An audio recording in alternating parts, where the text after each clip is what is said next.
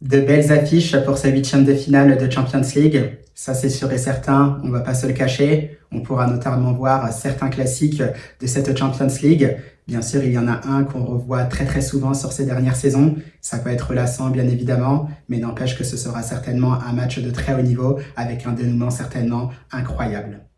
Buenas a todos y a todas, j'espère que vous allez bien. C'est Badi Koune de Madrid. On se retrouve pour une nouvelle vidéo à propos du Real Madrid, comme d'habitude, mais pas que, par rapport aussi aux autres grands clubs, puisqu'il y a eu le tirage au sort des huitièmes de finale de la Champions League, avec de très belles affiches de part et d'autre. Et bien évidemment, on va se projeter aussi sur celui du Real Madrid, bien évidemment les autres huitièmes de finale, même s'il n'y aura pas forcément de pronostic, on peut commencer déjà à entrevoir ce qui pourrait se passer.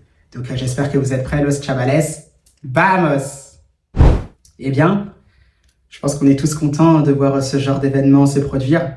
C'est vrai que ça reste toujours un peu une vraie fête de voir ces huitièmes de finale de la Champions League être tirés au sort, tout en sachant qu'on peut voir aussi ce qu'il pourra se passer pour la suite de cette compétition, de potentiels quarts de finale, de potentiels demi-finale et une potentielle finale. Là, c'est sûr et certain que tous les pronostics peuvent être ouverts, même si on ne va pas forcément se projeter directement sur ce sujet-là. Mais toujours est-il qu'on a de très beaux huitièmes de finale. Vous le savez très bien, on parle aussi quotidiennement du Real Madrid sur ma chaîne. Donc sans plus attendre, on va directement rentrer sur ce qui attend les Madrilènes. On pouvait penser que ça pouvait être face au Sporting Portugal. Finalement, non, je pense qu'il n'y a pas forcément de surprise. Thibaut Courtois s'y attendait aussi. Ce sera face à Manchester City, donc un adversaire qu'on connaît très bien, qu'on a l'habitude d'affronter sur les dernières saisons, notamment sur des phases à élimination directe, où par moments ça aura souri au Real Madrid et d'autres fois ça aura souri à Manchester City. Là, on le sait, lors du dernier match en phase de championnat, c'était un peu plus compliqué pour le Real Madrid, beaucoup moins cohérent que cette équipe de Manchester City, qui se sera imposée 2-1 du côté du Bernabeu.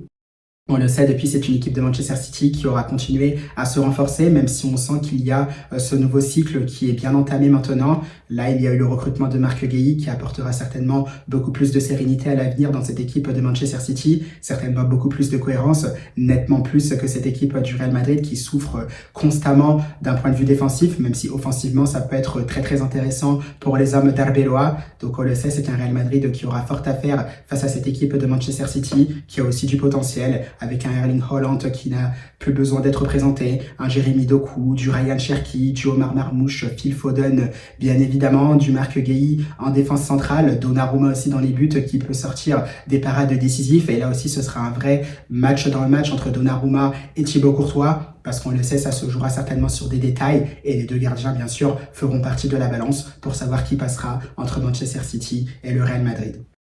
Mais si bien évidemment on parlait de cohérence entre ces deux équipes-là, il ne faut pas oublier que c'est un City qui a continué de se renforcer, qui reste bien sûr plus cohérent comme on le disait il y a quelques secondes, mais derrière c'est un Real Madrid qui fait aussi avec des absents, notamment des absents de marque qui sont généralement des titulaires indiscutables, bien évidemment Mbappé. D'ailleurs on sait que Butragueno, qui a été interrogé par la presse française juste après le tirage, était un peu pessimiste quant à la présence de Kylian Mbappé à ce huitième de finale, touché assez gravement au genou finalement. Donc bien sûr on sait que ce huitième de finale aller-retour arrive trop vite, puisqu'il y aura le match aller le 10 mars ou le 11 mars 2026, et bien sûr le huitième de finale retour la semaine d'après, à savoir le 17 mars ou le 18 mars, ce qui laisse très peu de marge à Kylian Mbappé, tout en sachant qu'il ne faut pas forcément prendre de risques, parce qu'on ne sait jamais ce qu'il peut se passer.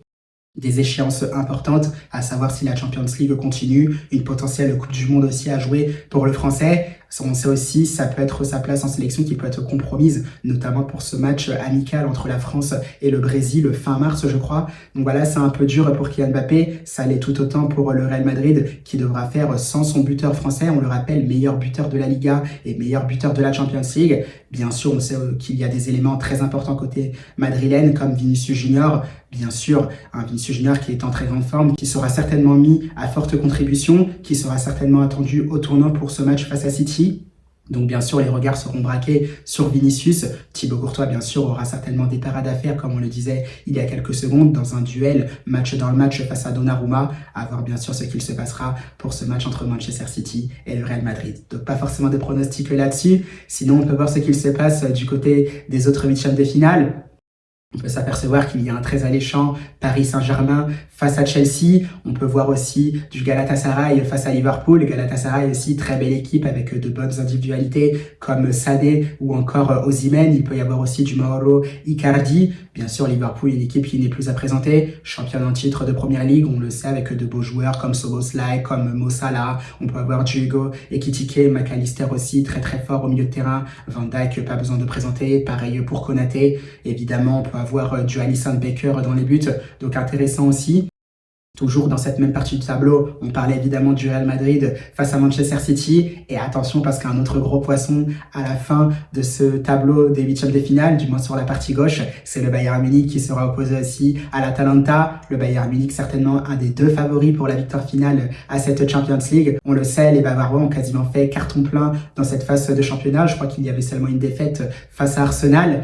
Donc on le sait, ça se joue à très très peu, mais c'est un Bayern Munich qui fait aussi une forte impression avec du Harry Kane, avec du Michael Olise, Joshua Kimmich qui rayonne aussi au milieu de terrain, Neuer qui est toujours aussi performant, voilà une défense centrale aussi qui paraît assez solide avec du Jonathan Tah, on peut voir du Upamecano, Kim Min-jae aussi est là, donc ça paraît aussi intéressant, c'est une équipe du Bayern Munich qui propose de belles choses. On n'oublie pas bien sûr de présenter Luis Diaz, l'ailier virevoltant colombien qui est vraiment très très impressionnant sur son côté gauche avec le Bayern qui fait constamment des différences, donc on le sait, le Bayern à prendre très très au sérieux. On se rend compte que cette partie de gauche des huitièmes de finale est tout simplement le Hunger Games de cette saison 2025-2026 de la Champions League, parce qu'on le sait, pas mal de gros clubs, pas mal de favoris, de prétendants au titre pour cette victoire finale à la Champions League, à voir ce qu'il se passera bien évidemment. De l'autre côté, ça peut paraître aussi un peu plus soft, mais ça reste aussi du très très haut niveau parce qu'il y a quand même de très beaux clubs, de très belles équipes. On peut s'apercevoir qu'il y aura le Barça aussi face à Newcastle, bien sûr la bande à Lamine Yamal, à Rafinha, à Lewandowski, à Pedri ou encore à Frenkie de Jong, bien sûr qu'il y aura quand même forte affaire face à Newcastle avec du Anthony Gordon notamment en face. Bien sûr on peut avoir de bons joueurs comme Joelinton ou encore Guimarães, bien sûr du Tonali, il peut y avoir du Burn aussi derrière, donc c'est une belle équipe de Newcastle qui s'est quand même inclinée face au Barça lors de la phase de championnat. Maintenant bien sûr ce sera un autre match, une double confrontation à élimination directe. Tout est possible, même si Newcastle devra se déplacer au Camp Nou au match retour, à voir ce qu'il se passera. Derrière, peut-être une rencontre très très équilibrée, certainement la plus équilibrée finalement entre l'Atleti et Tottenham. On sait Tottenham aussi qui a de bons joueurs, voilà, qui stagne toujours un peu, qui a toujours un peu de mal. Mais voilà, les Spurs sont quand même en huitième de finale. Ils auront fort à faire aussi face à l'Atlético de Madrid, qui est très très intéressante. Bien sûr aussi avec de bons joueurs. On n'a plus besoin de présenter la Araña, Julián Álvarez, l'attaquant de l'Atlético de Madrid, superbe joueur que j'aime beaucoup d'ailleurs. On peut voir aussi de bons attaquants comme Lookman qui est arrivé, qui a l'air de bien combiner avec les attaquants de l'Atlético, que ce soit avec Álvarez, avec Sorloth ou encore avec Griezmann. Donc le sait, l'Atlético de Madrid, un adversaire pas forcément évident, pas forcément facile à manœuvrer. Donc attention à cela, tout en sachant que ça peut être un potentiel quart de finale Atleti, FC Barcelone, et on verra bien ce qu'il se passera de ce côté-là. D'un autre côté, finalement, les surprises, parce qu'on peut retrouver le Sporting Portugal qui aura réussi à finir dans les 8 premiers de cette phase de championnat de la Champions League, avec notamment des Portugais qui ont réussi à battre le Paris Saint-Germain. Je pense une victoire décisive qui aura certainement permis aux Portugais de finir dans les 8 premiers et justement d'être certainement un peu plus tranquille ou pas, parce qu'il y a une équipe surprise qui surprend récemment, c'est cette équipe de Bodo Glimt qui a réussi à éliminer l'Inter Milan, finaliste de la dernière Champions League, une équipe de Bodo Glimt qui joue bien au football, qui arrive à jouer ensemble, que ce soit pour défendre, pour attaquer, on le sent, ça peut être une grosse surprise et à voir ce qu'il se passera dans ce huitième de finale entre Bodo Glimt et le Sporting Portugal. Et bien sûr, le dernier huitième de finale, voilà, je pense que c'est certainement pour l'instant le grand favori à la victoire finale de cette Champions League. C'est bien sûr Arsenal, parce que les Gunners sont tout simplement impressionnés durant cette phase de championnat de cette Champions League. Carton plein pour l'équipe d'Arteta qui fait vraiment une forte impression. C'est déjà le cas aussi depuis la saison dernière. On se rappelle la correction qu'ils avaient infligée au Real Madrid aussi durant le quart de finale aller la saison dernière. On le sait, c'est une équipe d'Arsenal qui monte en puissance d'un point de vue régularité. C'est vrai que ça peut sembler un peu plus compliqué ces derniers temps d'un point de vue prestation, bien que les Gunners rayonnent dans le domaine des coups de pied arrêtés, notamment sur corner. Très très fort les Gunners, il faudra certainement les surveiller de ce côté-là, mais ils ont l'air d'avoir aussi la voie libre pour aller au moins jusqu'en demi-finale, parce que voilà, ils auront affaire face à une équipe de Leverkusen qui n'est plus la même qu'avant, surtout après le départ de Xabi Alonso. On le sait, grande voie libre pour les Gunners. Surtout qu'après, tu es largement favori, soit face au Sporting Portugal ou soit face au Bodo Glimt. Donc, hâte de voir ce qu'il se passera. Mais ça a l'air de sentir bon pour les Gunners pour se retrouver une nouvelle fois en demi-finale. Et qui sait, soulever enfin, finalement, cette Champions League que les Gunners attendent depuis plusieurs années maintenant.